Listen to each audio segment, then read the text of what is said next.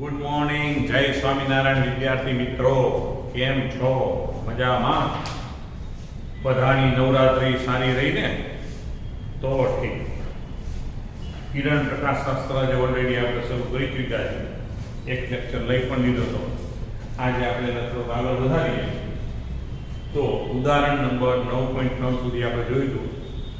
ઉદાહરણ 9.4.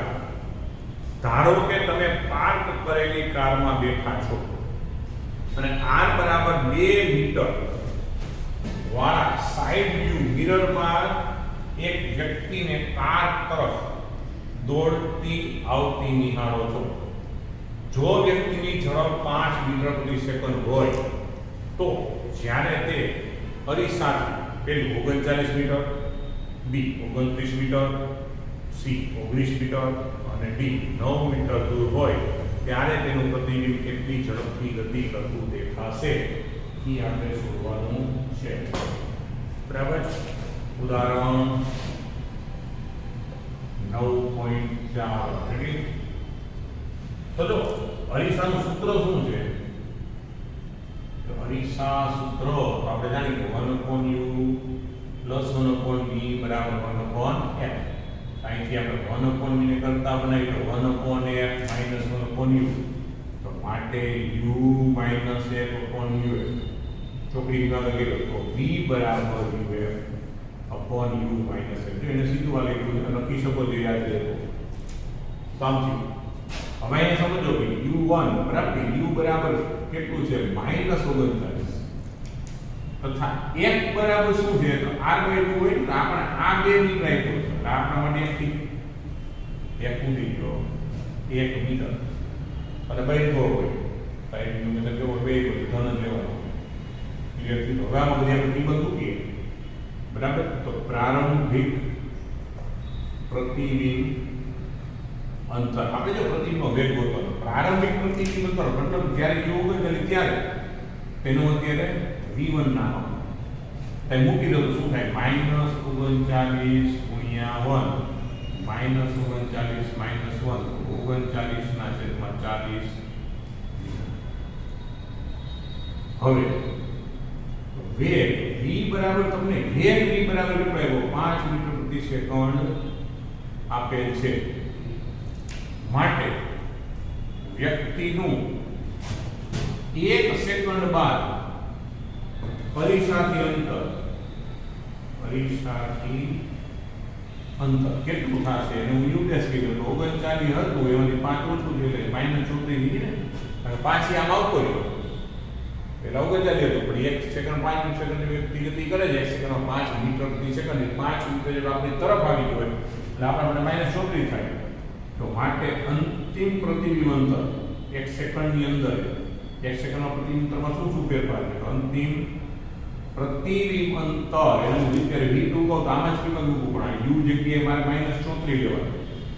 1 તો 1 આ -34 - 1 એટલે 34/35 મીટર.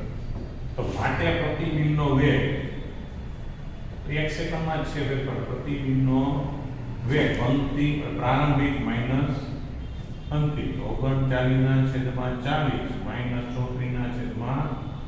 હવે બધાનો ચોકડી ગુણાકાર કરી સાદું આપણે આપીએ તો આને ગુણ 39/35 ફરીથી 1365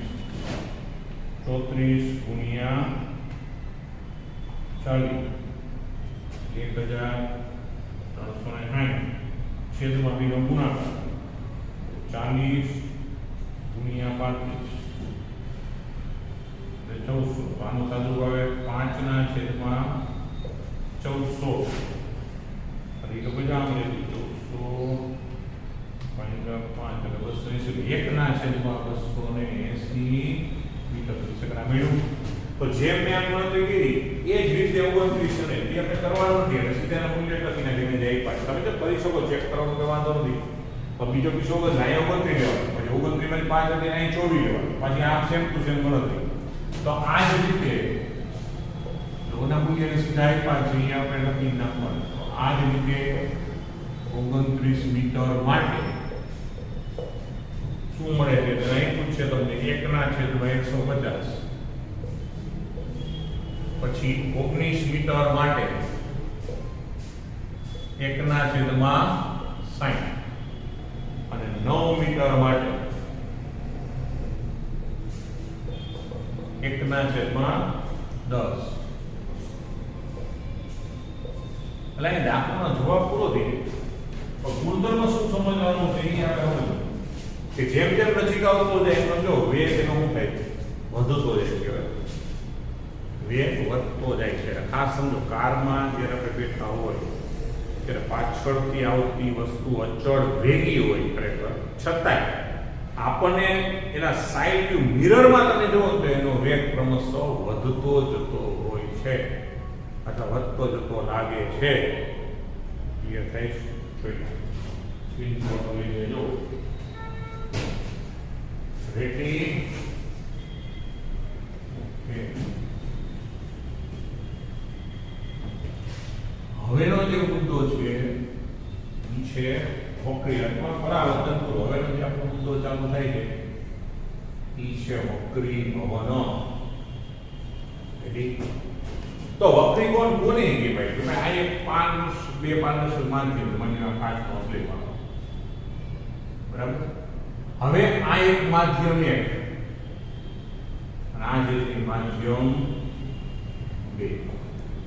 તો આ A B શું કહેવાય? બે માધ્યમને જુદી પાડતી સપાટી. તો બે માધ્યમો વચ્ચેની આંતર સપાટી. તો અહીંથી એક કોઈ પ્રકાશની કિરણ આપાત કરીએ.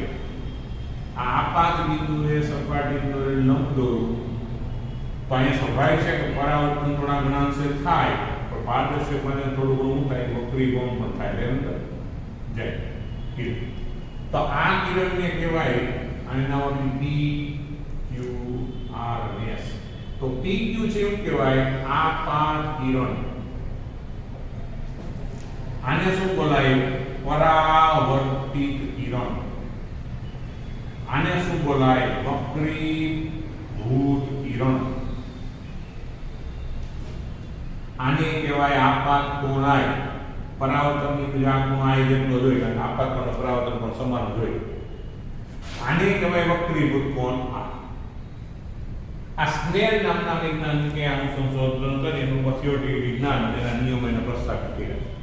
તો વક્રીકોણની વ્યાખ્યા એવી થાય કે જ્યારે પ્રકાશનું કિરણ એક પ્રકાશી માધ્યમમાંથી બીજા પ્રકાશી માધ્યમમાં પ્રવેશે ત્યારે તે વિચલન અનુભવે છે, એટલે કે દિશા બદલે છે.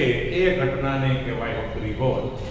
એટલે પ્રકાશનું કિરણ જ્યારે એક પ્રકાશી માધ્યમમાંથી બીજા પ્રકાશી માધ્યમમાં દાખલ થાય ત્યારે પોતાની દિશા બદલે છે અથવા તો વિચલન અનુભવે છે.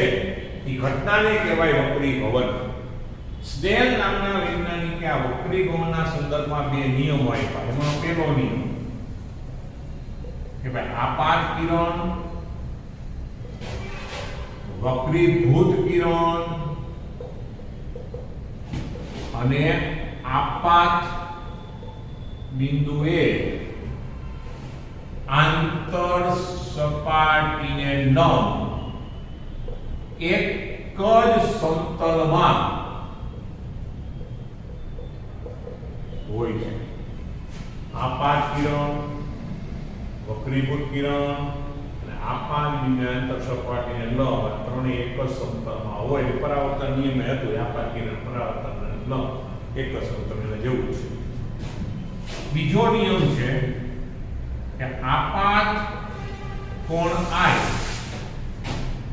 અને વક્રીભૂત કોણ R. આપાત કોણ I, આપાત કોણ કહેવાય કોને? આપાત કિરણને લંબ સાથે બનાવ્યું. વક્રીભૂત કોણ R, વક્રીભૂત કોણ કોને કહેવાય? વક્રીભૂત કિરણને લંબ સાથે બનાવેલું કોણ. તો આપાત કોણ I અને વક્રીભૂત કોણ R ના સાઈનનો ગુણોત્તર અચળ હોય છે. એનો મતલબ કે sin I/sin R બરાબર અચળ. પણ આ અચળાંકને નામ આપ્યું, સિમ્બોલ આપવું n21. n21 એટલે શું? માધ્યમ 2 નો માધ્યમ 1 ની સાપેક્ષ વક્રી ભવનાંક. હવે આ વક્રી ભવનાંક છે એનો આધાર આંતર સપાટી અને બે સપાટી આંતર સપાટી છે એનો ગુણધર્મ રજૂ કરે છે અને 5 પ્રકારની તરંગ લંબાઈનો ઉપર આધાર છે. બરાબર. માધ્યમના વક્રી ભવનાંક નિરપેક્ષ વક્રી ભવનાંક શું છે એના ઉપર એનો આધાર હોઈ શકે. બરાબર છે. ક્લિયર થાય છે. એટલે આ n2 નો આધાર બંને માધ્યમને જોડતી સપાટીનો ગુણધર્મ રજૂ કરે. એનો આધાર આપાત પ્રકાશની તરંગ લંબાઈ સાથે રહેલો છે. જો તરંગ લંબાઈ સાથે મિત્રો એટલે વેગ સાથે હોય એના અલગ અલગ ગુણધર્મ મળે. તો n2 શું રજૂ કરે કે બંને માધ્યમને જોડતી સપાટીનો ગુણધર્મ રજૂ કરે. હવે આ કિસ્સામાં સમજો કે જો n21 greater than 1 n21 greater than 1 ક્યારે થાય છે? I greater than r અથવા તો r is less than I. મતલબ કે આપાત કોણ કરતા વક્રી કોણ નાનો થાય તો આ greater than 1 મળે.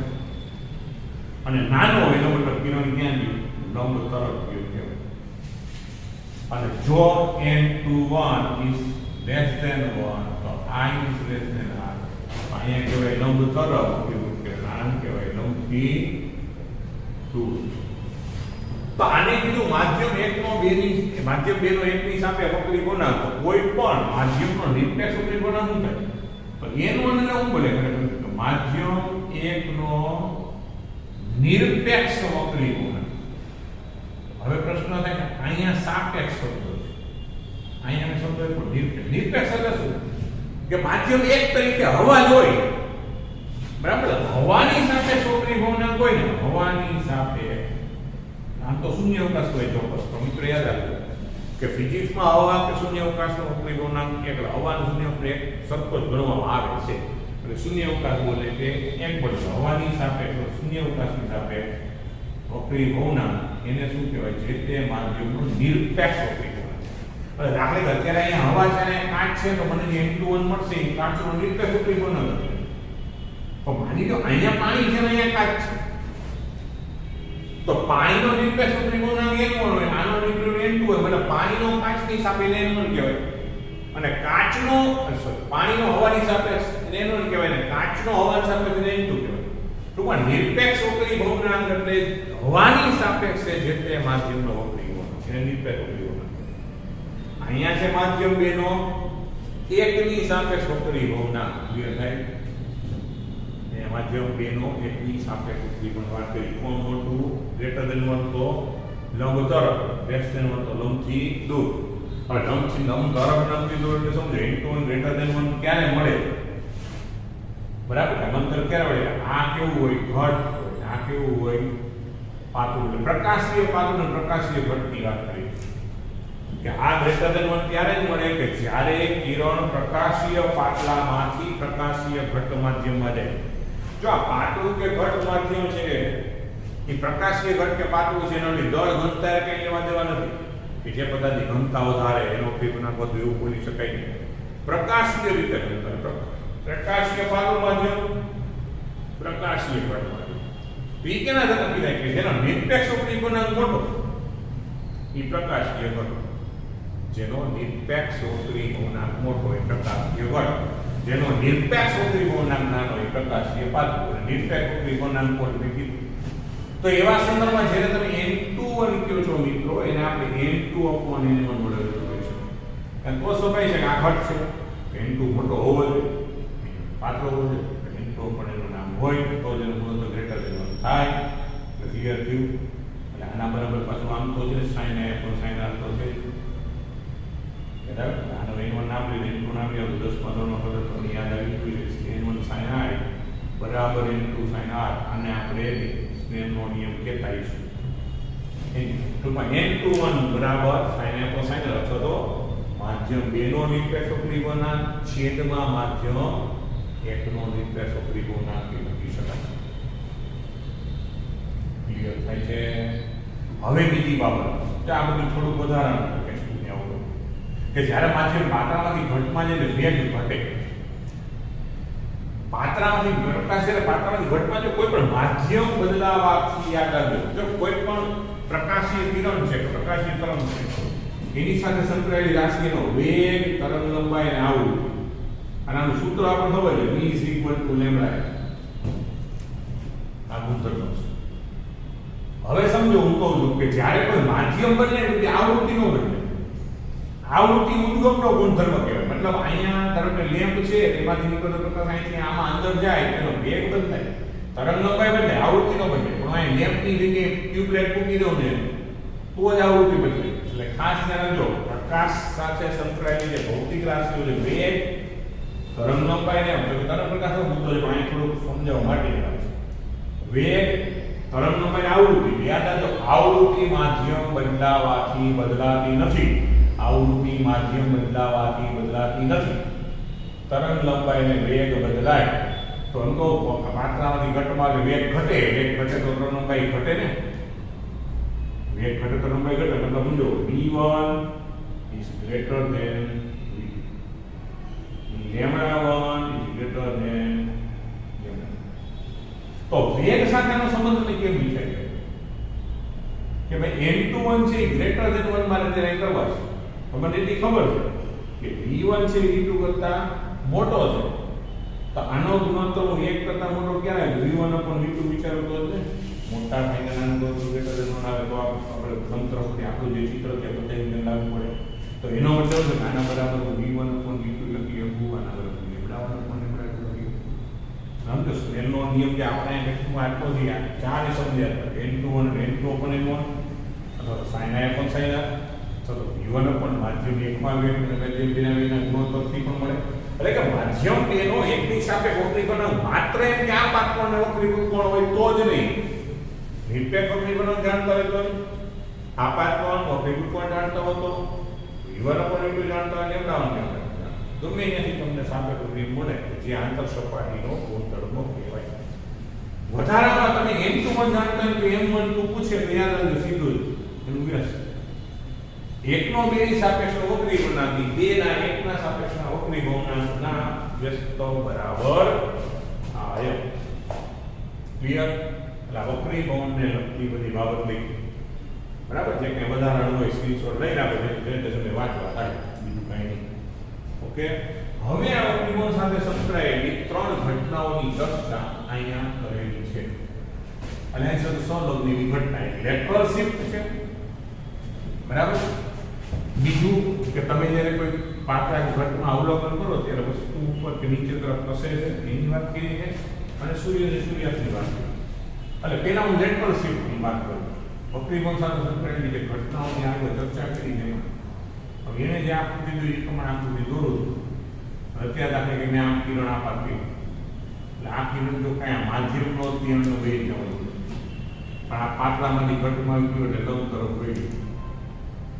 હવે લંબી પાછળ શું થાય તો આને કહેશું I1, આને કહેશું પેલો ગ્રાડ 1, એ પાછો અહીંયા આપવાથી આને કહેશું I2 અને આને કહેશું I2. હવે ગુણધર્મ એ છે કે જો અહીંયા માધ્યમનો પરિમાણ n1, આનો છે કે નિરપેક્ષ n2 ને આના માધ્યમનો n3 ગયો તો ઘટના એવી બનશે કે ખરેખર n32 એટલે ખરેખર n31 ત્રણનો બેની સાપેક્ષ n31 ગુણાકારમાં n12 ટૂંકમાં 332 અને 331 આપણે એકબીજા સાપેક્ષ પરિમાણ છે આ ગોતે મારે 3 નો બેની સાપેક્ષમાં જોઈએ પછી હું 3 નો 1 ની સાપેક્ષમાં જાણતો હોય 1 નો 2 ની સાપેક્ષ જાણતો હોય તો બેનો ગુણાકાર કરું તો એ મને મળી જાય એટલે પરિમાણ વચ્ચેના બધા આંતર સંબંધો છે. પણ અહીંયા વસ્તુ એ છે કે જો આપણે એવું જોવા મળે કે n1 બરાબર n તો સ્વાભાવિક છે કે I1 બરાબર I2 છે. આ બે ગુણા કેવા છે? સમાન. જો આ બેના ગુણા સમાન હશે તો આ બે ગુણા સમાન હશે તો એવા સંજોગોમાં આ બે કિરણ એકબીજાને સમાંતર છે એટલે કે દિશાનું વ્યાખ્યા છે વક્રીભવન એટલે એક પ્રકાશી માધ્યમમાંથી બીજા પ્રકાશી માધ્યમમાં કિરણ જાય એટલે વિચલન અનુભવે દિશાનું ભવે. પણ અહીંયા પરિસ્થિતિ એ થાય કે જો આ બેના વક્રીકોણના સમાન હશે ને તો આ બે કિરણ સ્વાભાવિક સમાન મળશે. તો એવા સંજોગોમાં તમને જે કિરણ મળશે એ બીજાને સમાંતર મળશે મતલબ કે અંતે આને નિર્ગમન કિરણ બોલાય મિત્ર રહેતા આને આપાત કિરણ બોલાય આને આપણે વક્રીભૂત કિરણ કિરણ બોલીએ. હવે આને બોલે નિર્ગમન કિરણ. શું બોલાય? નિર્ગમન.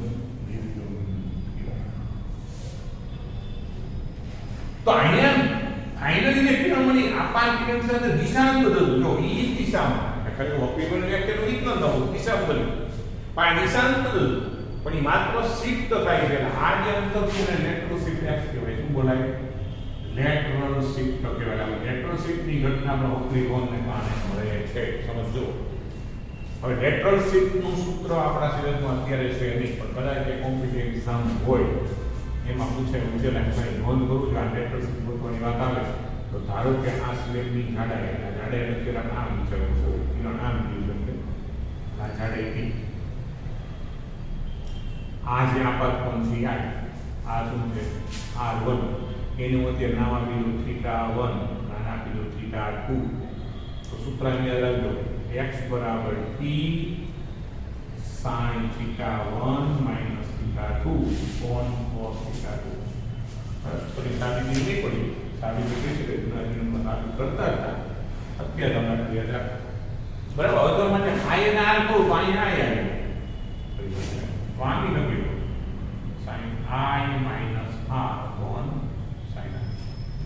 કોઈ i r i આના કઈ તમારા છે નહીં. પણ લેટર શિફ્ટ થવાની પહેલી જ આવશ્યક શરત કે આ બેના ઉકેલ સમાન હોય તો જ થાય. ધ્યાન રાખજો. આ બે સમાન ન હોય એટલે લેટર શિફ્ટ થાય તો કોઈ ચિંતાનો મુદ્દો છે નહીં. પણ અહીં અવાજ અહીંયા કાટતો છે પાછી અહીં અવાજ તો લેટર શિફ્ટ થાય. અહીંયા અવાજ અહીં કાટ છે ને પાણી છે તો લેટર શિફ્ટ થવાની વાત આવતી છે. બરાબર. પેલી ઘટના હતી જે વક્રીકોણ સાથે સંકળાયેલી આપણી ટેક્સ્ટ પોઈન્ટ ચર્ચા કરી હતી. બીજી છે કે તમે જ્યારે કોઈ ઓબ્ઝર્વેશન કરો લંબ સિવાયની કોઈ દિશામાં, બરાબર, આ કોઈ ઘટ માધ્યમ છે એમાં કોઈ વસ્તુ પડી, હવે એમાં તમે ઓબ્ઝર્વેશન કરો લંબ દિશામાં કરો તો હવે જે કિરણ આમ આવશે બધી બાજુ જતા હોય પણ અહીંયા કેવું છે ઘટમાંથી કેવું છે પાત્ર લંબથી દૂર છે તો લંબથી દૂર છે આંખીને આપણે આંખવાના અહીંયા બહાર નીકળી નથી પડતું નાનો વિસ્તાર હોય તેને પાછળ નમવો તો પ્રતિબિંબ તો પછી કે તમે આંખ જ થોડી વધારે આમ નમાવતા જાઓ તો કિરણ આમ થશે, અહીંયા આમ આવશે, એને તમે નમવો તો કઈ આવશે અને આંખ જ આપણે થોડી આ નમો જેમ જેમ તમે ઢળતા જાઓ આંખને એમ તમારું આ પ્રતિબિંબ ઉપર ઉપર આવતું છે. એટલે અહીંયા વસ્તુ છે આને કહેવાય વાસ્તવિક ઊંડાઈ. શું બોલાય?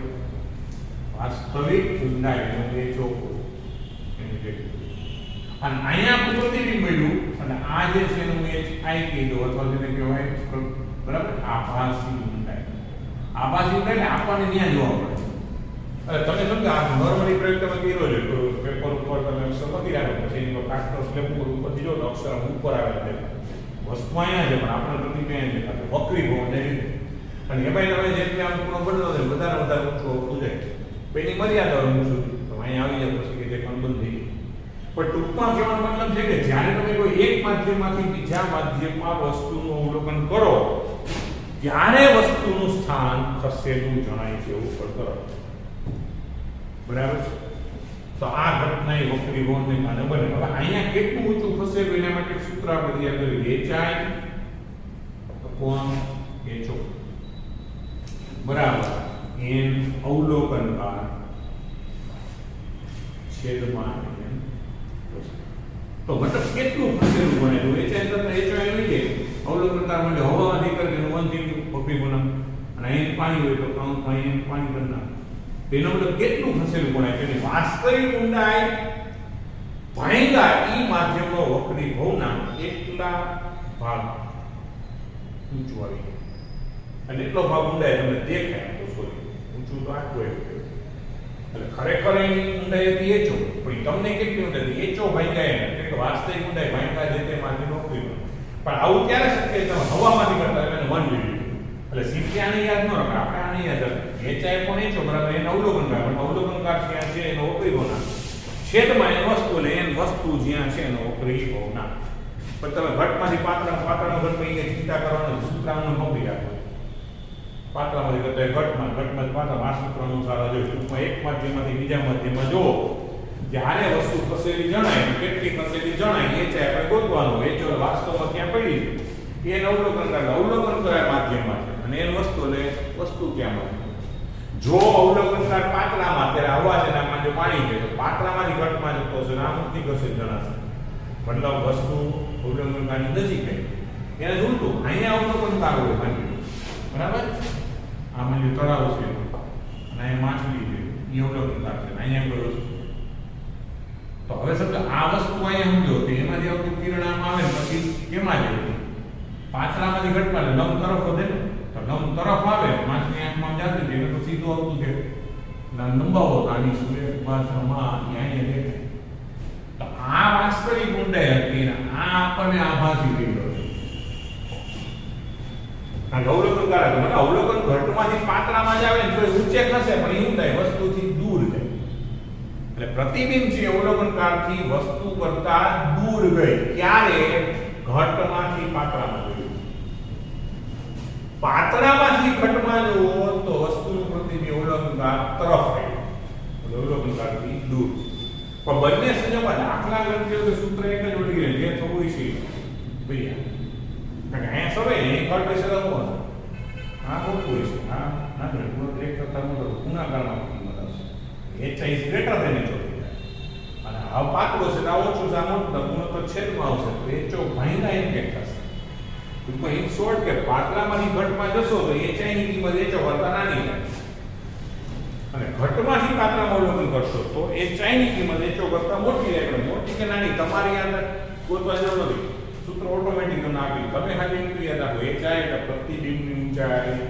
છેદમાં વસ્તુની ઊંચાઈ બરાબર અવલોકનકાર અવલોકનકાર જે વક્રી ગુણાકારમાં જેની છેદમાં એન વસ્તુ ઓકે રેડી હવે ત્રીજી ઘટના જાણે રસ્તી ઉપર એ છે સૂર્યોદય સૂર્યાસ્તની ઘટના થોડી વહેલી બરાબર નાસ્તો થોડી મોડી એનું કારણ શું છે કે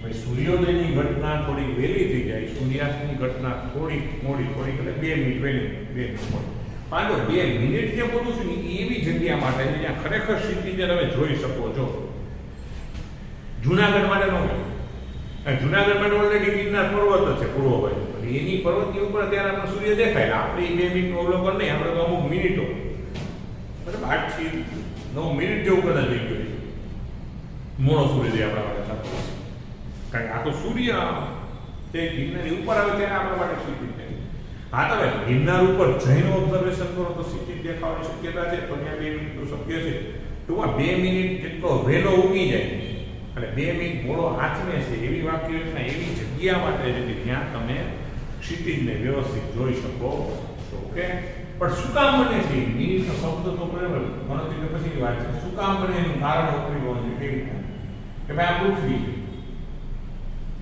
અહીંની આજુ આવેલું આપણું જે વાતાવરણ બને આ ખરેખર સ્થિતિ છે મતલબ સૂર્ય અહીંયા છે ત્યારે હજી ઉગો કહેવાય નહીં ખરેખર સ્થિતિથી ઉપર આવે પણ હવે બને એવું કે આપણા વાતાવરણ ગુણધર્મ મિત્રો સમજો સપાટીથી તમે જેમ ઉપર તરફ જાઓ એમ પ્રકાશીય પાતળું માધ્યમ બનતું જાય મતલબ સપાટીથી તમે જેમ ઉપર જાઓ પ્રકાશી પાતળું બને એટલે પૃથ્વીની સપાટી જેમ જેમ તમે ઉપર તરફ જાઓ એમ પ્રકાશીય ઘનતા ઘટે છે એટલે પ્રકાશીય ઘટથી પાતળા તરફ તમે જાઓ છો પણ સૂર્યના કિરણો જ્યારે આવતા હોય અને વાતાવરણમાં પ્રવેશે ત્યારે પાતળામાંથી ઘટમાં એટલે લંબ તરફ પડતા લંબ તરફ વળતા વળતા વળતા એની અવલોકનકાર છે એની આંખમાં આવે તો અવલોકનકારની આંખમાં જે જાય એને તમે સીધો લાગે આનો સ્પર્શ તમે બનાવો એટલે સૂર્ય અહીં લાગે